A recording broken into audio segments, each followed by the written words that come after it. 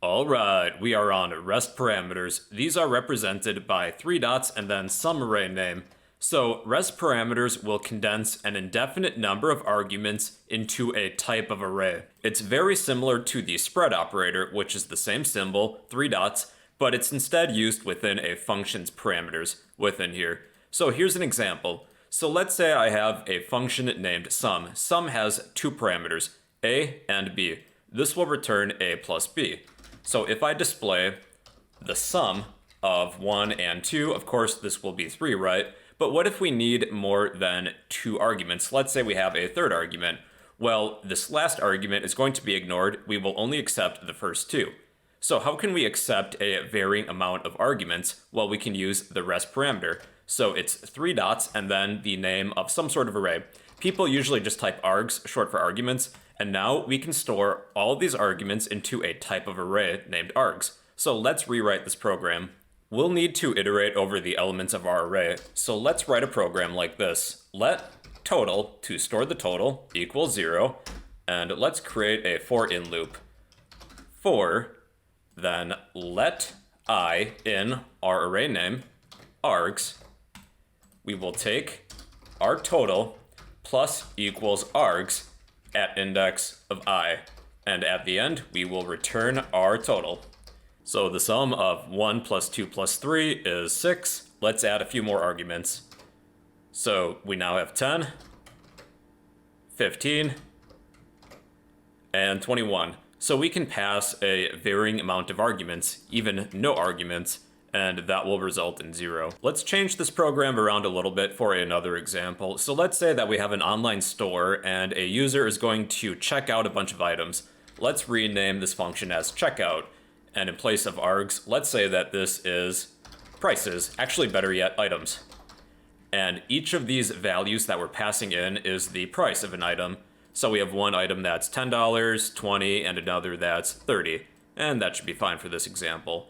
So for let I in items, the array name that you use really doesn't matter.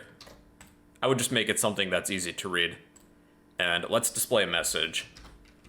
The total is space dollars plus whatever value is returned. So after checking out and buying these 3 items, the total is $60. So that is a more practical example, I would say. Here's another example. So we can mix and match our REST parameters with some standard parameters. So in this example, I have a function named displayName. Most people have a first name and last name from what I presume, but some people might also want to display their middle name, or maybe their name has more than just 2 parts. Maybe they have some sort of title. So let's create a function that will display at least a user's first name and last name and any other names in between that they may have. Let's say we have a user with the full name of Smitty, Werben, Jager, Jensen. So the first name will be Smitty and Jensen will be the last name.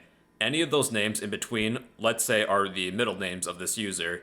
So if we need to display just the first and last name, that's actually fairly easy. So Smitty will be the first name. We're going to assign this argument to the first parameter, which is first, and then Jensen will be the last name. Since we have 2 named parameters set up, these first 2 arguments will respectively be sent to the first and last parameters. Any arguments that we pass in after these 2 will be added to this rest parameter of middle. So these will be stored in a type of array. First, let's display the user's first and last name. So we can easily do that using console.log first, comma, last.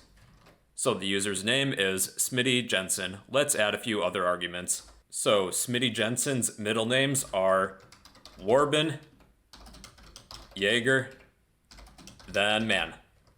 So to display all of these names, they're going to be stored within a type of array. Let's attempt to display our array directly. I will add middle.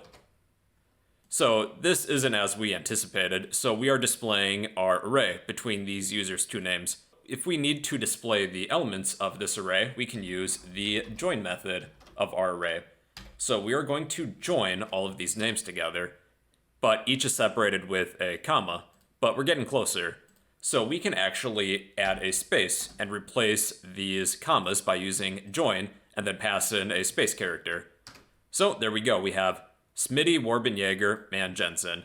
Well, alright people, in conclusion, a rest parameter is 3 dots within a function followed by the name of some array to temporarily store those arguments. They will condense an indefinite number of arguments into a type of array. It's similar to the spread operator, but used within a function's parameters, and you can mix and match the parameters that you use within a function. However, the rest parameters need to be at the end. So those are rest parameters. If you would like a copy of all this code, I will post this to the comment section down below. If you can, give this video a thumbs up, drop a random comment down below, and well, yeah, those are rest parameters in JavaScript.